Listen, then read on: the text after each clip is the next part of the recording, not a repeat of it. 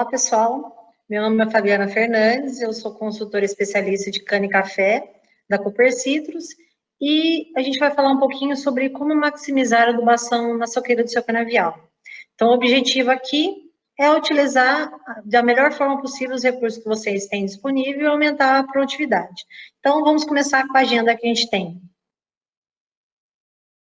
Então, nós vamos falar um pouco como a gente conhece o solo, por onde a gente começa, quais são as necessidades da cana, as recomendações dos macronutrientes e as recomendações dos micronutrientes. Então, partindo aí para o início, vamos conhecer o solo. Vamos lá. Partindo para a amostragem, né? Por que é tão importante conhecer o solo, né? Então, como a gente faz essa amostragem? A gente divide as glebas, primeiro, né, em áreas uniformes, então é muito importante a gente ver coloração de solo, mudança de textura, mudança de relevo e marcar onde são essas glebas homogêneas, né? E depois fazer um caminhamento em zigue-zague da área, onde a gente vai coletar a amostra de solo. Um palmo ou em torno de 15 a 20 centímetros da touceira de cana, que é onde a gente faz a adubação. Você pode fazer isso manualmente, né? Utilizando sonda ou trado, e também a Cooper Citrus tem disponível esse serviço de retirada de análise de solo, né, com amostra de solo já referenciada, faz com sonda, né, então eles fazem essa tirada de amostra de solo e criam mapas para aplicação em taxa variável. Então, tanto faz, de correção de solo.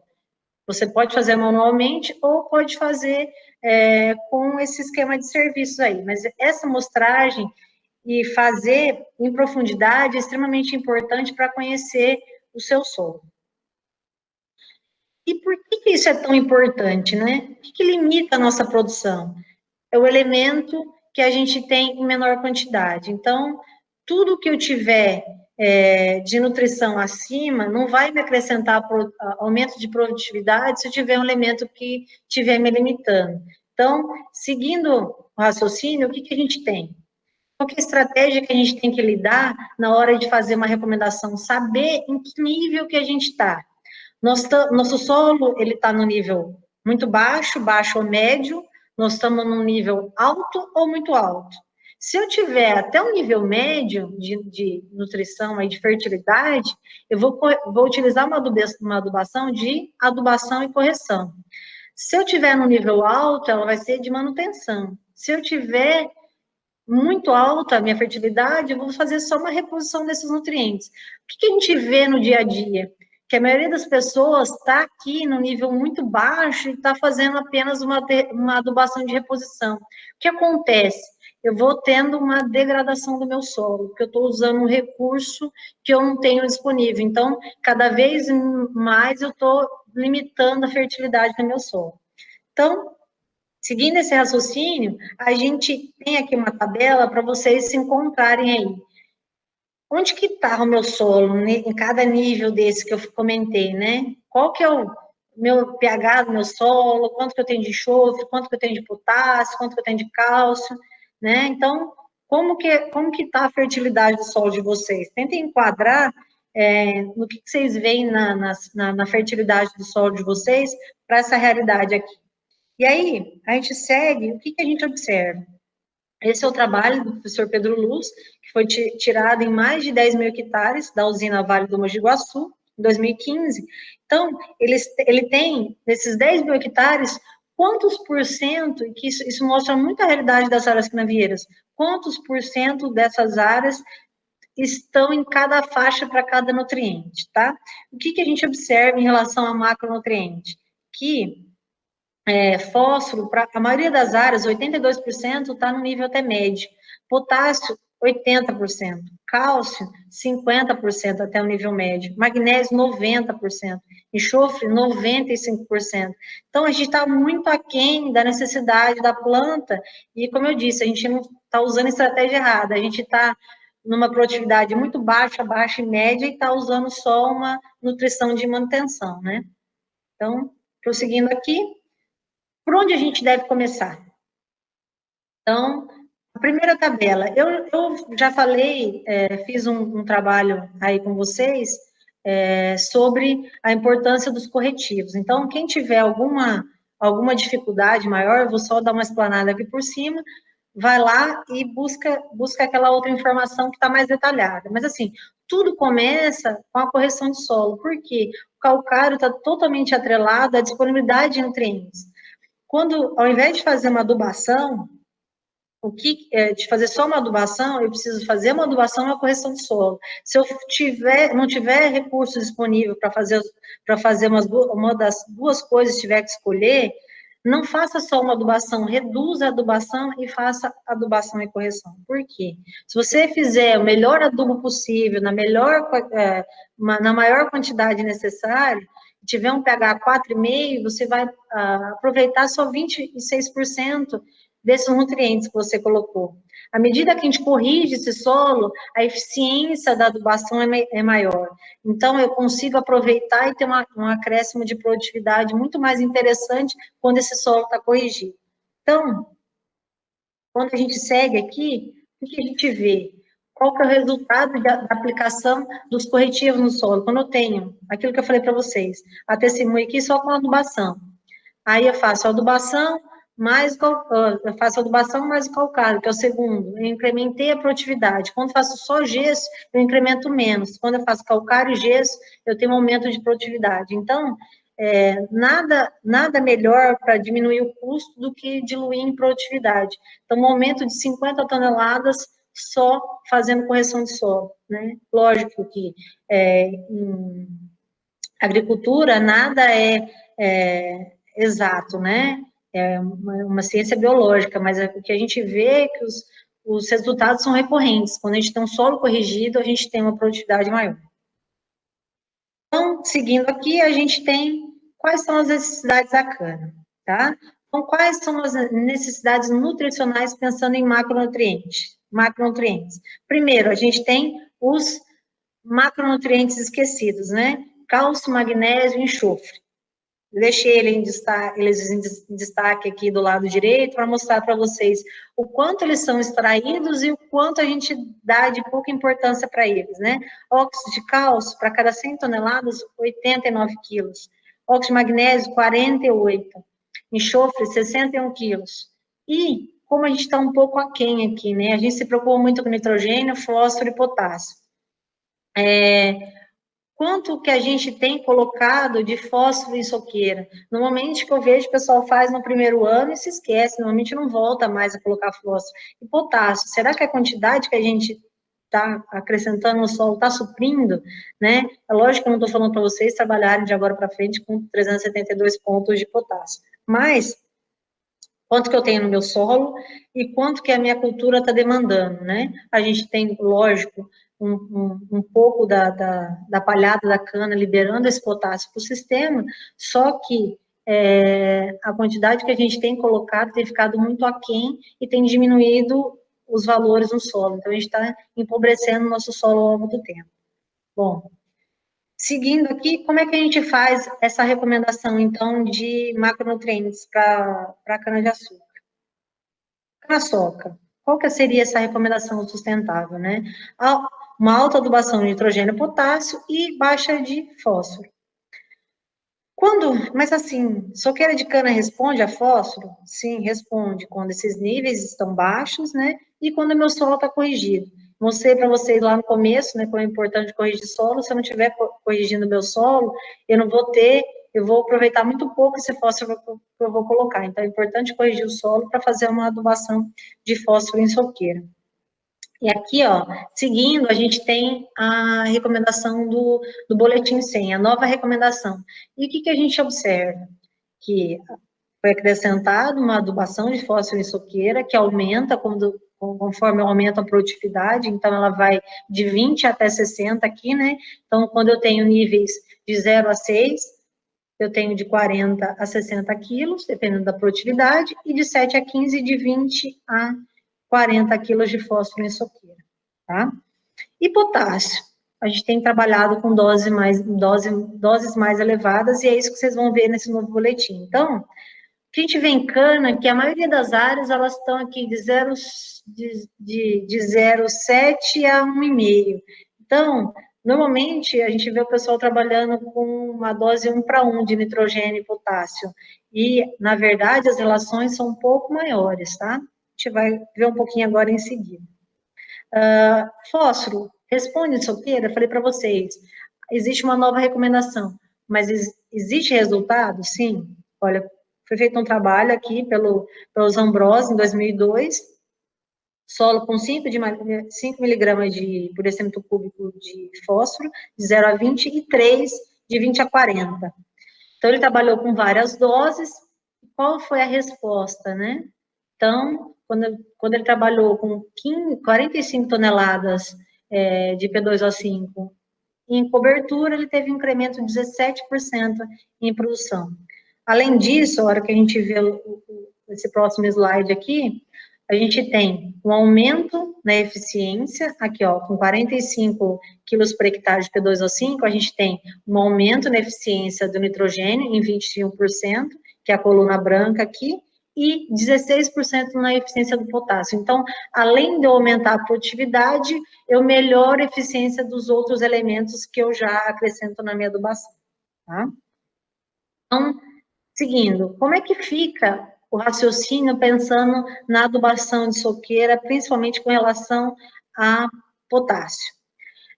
Quando eu tenho um potássio menor que 1,5 no solo, eu vou trabalhar com 1 quilo de nitrogênio por tonelada de cana e de 1,3 a 1,5 de potássio, para justamente não acontecer aquilo que eu comentei com vocês, para não diminuirmos a quantidade e empobrecermos o solo, tá? Então, as fórmulas que a gente tem que trabalhar para estar mais equilibrada são 18,06,24, um 20,05,25, um 18,5,27, porque eu estou com uma relação aí de 1,3 a 1,5 de nitrogênio em relação a potássio, tá? Seguindo, quando eu tenho um potássio entre 1,5 e 3, o que a gente pode trabalhar com potássio? De 1 a 1,2 quilos por tonelada de cana. Então, aí a relação fica mais parecida com o que vocês têm trabalhado ultimamente, tá?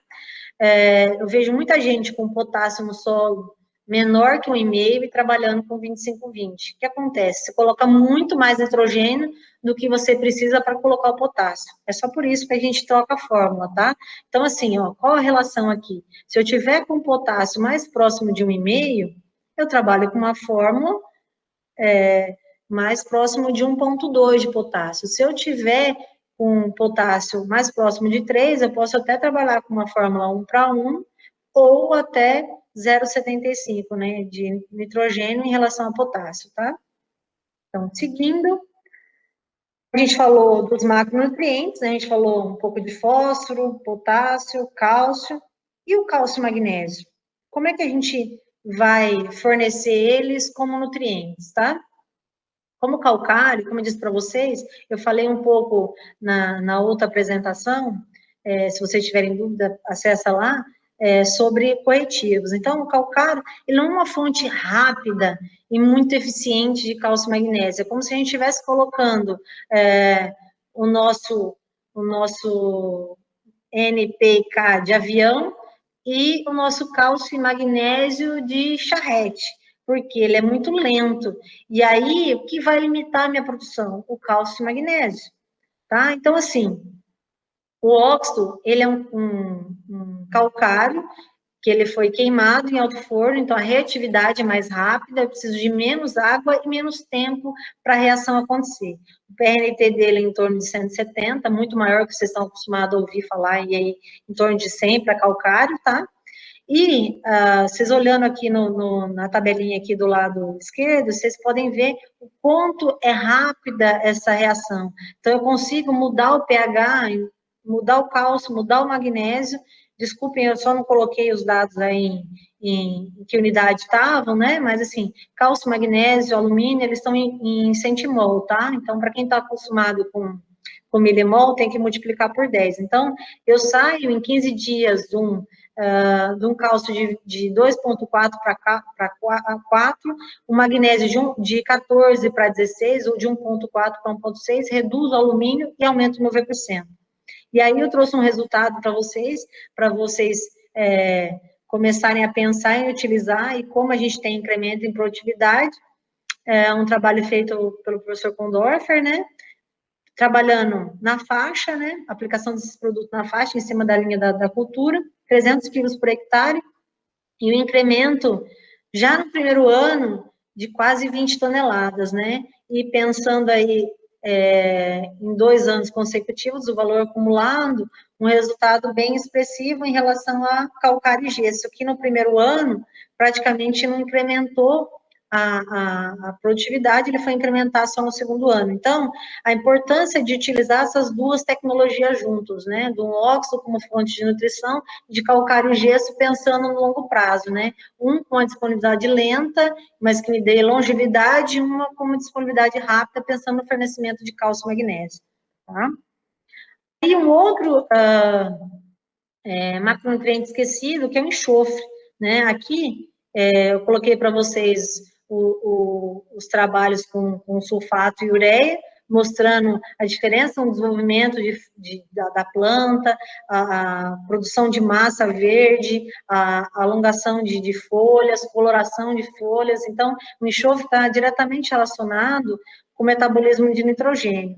E aqui, do lado direito, eu trouxe os gráficos com as principais fontes, né? Então, assim, mesmo quando eu faço enxofre, a gente vê muito produtor falando, olha, eu estou fazendo enxofre, sim, eu estou usando gesso, né? Então, eu tenho uma fonte de enxofre, né? Mas o que acontece? Se vocês verem essas barras vermelhas aqui, a fonte é gesso. Então, com calcário, sem calcário, eu tenho uma alta lixiviação. E a hora que a gente pega essa coluninha aqui em roxo, ó, a última aí, eu tenho uma lixiviação muito baixa. Qual que é a fonte aqui? É enxofre pastilhado, tá? Então, ele tem um enxofre elementar, ele tem uma disponibilidade muito lenta, ele vai liberando gradualmente, então, ele reduz a lixiviação no solo. Então, além da gente se importar com colocar o nutriente, é igual o calcário em relação ao cálcio e magnésio. Quando a gente faz o gesso como fonte de enxofre, a gente tem que se preocupar com lixiviação. Então, a maior parte do sistema radicular ele está de 0 a 20, eu estou colocando um elemento que está descendo a mais de 40 centímetros, onde eu tenho pouca raiz. Então, eu preciso de uma fonte que me libere ao longo do tempo, que não lixivie tanto e tenha um maior aproveitamento ali na zona de maior produção de raízes, tá? Então, seguindo aqui, quais são as fontes de enxofre? Eu coloquei, listei várias para vocês aí, né? As principais que eu indico para vocês, enxofre elementar, a ureia revestida com enxofre, que também é elementar, ou os produtos formulados que já tem enxofre na formulação, tá? E quanto que a gente precisa colocar? De 30 a 60 quilos. E vários trabalhos mostrando um incremento de 20 a 30% de incremento de produtividade com a utilização de enxofre, tá? Olha como é importante e simples a gente aumentar a produtividade aí com pequenos detalhes, né? Seguindo aqui a agenda, a recomendação de nutrientes, né? Então, aqui, da mesma forma que eu mostrei como que uma foto de como está as áreas canavieiras aqui em macronutrientes, a gente tem aqui para micronutrientes, né? O trabalho do professor Pedro Luz. Então, assim, ó, na mesma usina, os 10 mil hectares, 87% estão com teor de baixo a médio de boro, 65% com teor baixo a médio de manganês, zinco, e aí um outro elemento que é um pouco esquecido é cobre, né? Então, assim, ó, quais são os principais micronutrientes quando a gente pensa em cana? Boro e zinco. Né? Zinco, porque a cana é uma gramínea, então ela responde muito a zinco, e boro, porque a gente tem um elemento extremamente imóvel, que é o boro no solo, então a gente tem dificuldade desse elemento se fixar no solo, ele lixivia com muita facilidade, então a gente precisa acrescentar sempre o boro aí, e tem muitas variedades responsivas e tem algumas doenças, como a estria, né, que está relacionada à deficiência de boro. O cobre, ferro e manganês, menos comuns, mas a gente precisa tomar um pouco de cuidado em área que recebe uma dose pesada de calcário, né? Eu fiz uma dose pesada de calcário, então eu forneço esse elemento via folha, tá? Então, aqui, seguindo aqui, o molibdênio, que está relacionado com produtividade também. Ele é menos comum a gente tirar uma análise de solo. A análise é muito complicada em laboratório, já vi. Então, assim, é difícil até a gente usar muito esse valor. Então, assim, esqueçam a tirada de análise de solo para medir esse micronutriente, mas molibdênio, ele também está relacionado a síntese e a utilização de nitrogênio pela planta. Então, sempre que fizer uma adubação nitrogenada, fazer próximo a ela uma recomendação, uma aplicação de molibdênio, via folha ou via solo, tá? E a dosagem utilizada entre 100 e 300 gramas por hectare, tá? Desse elemento. Seguindo, qual a extração desses micronutrientes no solo, né? Tem uma pequena diferença aí entre solos arenosos e argilosos, tá? Mas assim, quanto que a gente precisa colocar? Boro em torno de 150 a 170, zinco em torno de 500 a 600, um pouco menos de cobre, porque esses elementos são menos problemáticos aí, né? Mas cobre a gente tem feito em torno de 40 gramas aí, não muito mais que isso, tá? E onde alocar? Eu trouxe aqui um dado numa volta aqui de 97, do lado direito, que a maior parte desses micronutrientes tem que estar próximo à raiz. Então, o que a gente pode fazer? Aproveitar as operações que a gente está fazendo na propriedade para acrescentar esses micronutrientes. Boro, tanto faz, ele pode ser distante, e molibdênio via folha, tá? Então, seguindo aqui, a gente tem, muita gente me pergunta, eu posso fazer a utilização desses micronutrientes via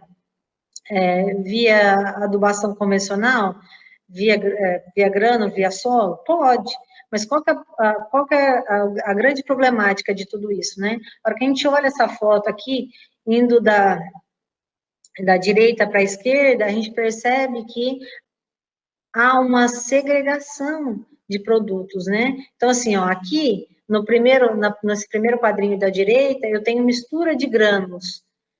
É eficiente eu ter mistura de grãos? Imagina, eu coloco 50 quilos desse micronutriente em 1.000 quilos de produto. Eu vou ter uma distribuição uniforme, né? Então, à medida que eu melhoro o produto, que eu tenho ele no grão de fósforo ou em todos os grãos, que é o caso aqui do último, né, do último quadradinho, eu tenho uma distribuição bem uniforme. Então, assim, se o produto não for bom e eu não tiver o micronutriente dentro de todos os grãos, eu não vou ter uma distribuição de qualidade. Aí perde um pouco do sentido da utilização do micronutriente. Então, eu prefiro vocês comprem um adubo sem micronutriente e que aproveitem as operações para colocá-los, tá? Eu estou fazendo essa apresentação de uma forma geral sobre micronutriente, mas terão outras apresentações dos colegas falando sobre outras oportunidades de colocar micronutrientes que eles vão focar um pouco mais, tá? Mas assim, o que a gente pode fazer? Aproveitar uma operação de corte de toqueira, aproveitar uma aplicação de broca para fazer via folha. Então, a gente tem vários momentos para aplicar aplicar o micronutriente no solo, tá? Ou na folha, tá? E aqui essa foto do lado direito mostrando que a planta responde e até visualmente. Em cana é muito difícil ver uma resposta visual, né? Mas, assim, há incremento de produtividade, tanto que é consenso hoje no mercado, e todo mundo utiliza pelo menos borizinco na soqueira de cana, tá? Seguindo aqui, eu coloquei alguma informação aqui sobre a adubação orgânica, que eu vejo que é uma dúvida que muitos produtores me questionam a respeito disso. Eu coloquei aqui quanto de teor que tem de nutrição aqui do lado esquerdo, quanto que a gente tem de nutriente, tanto no esterco de poedeira, quanto numa cama de frango, que eu acho que é mais fácil de vocês encontrarem e ter disponibilidade desse material orgânico aí.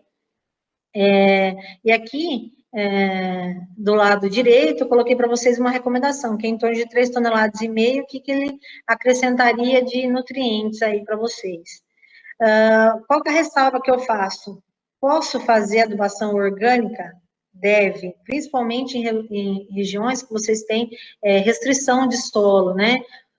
Latossolo, distrófico, eu tenho neossolo quartzariênico, solos muito arenosos, então, onde eu tenho algum tipo de restrição, é extremamente importante eu usar matéria orgânica pensando em melhorar a CTC, pelo menos localizada, então, fazer na linha, tá? Mas eu não posso fazer uma adubação exclusiva orgânica, por quê? Qual que é o problema?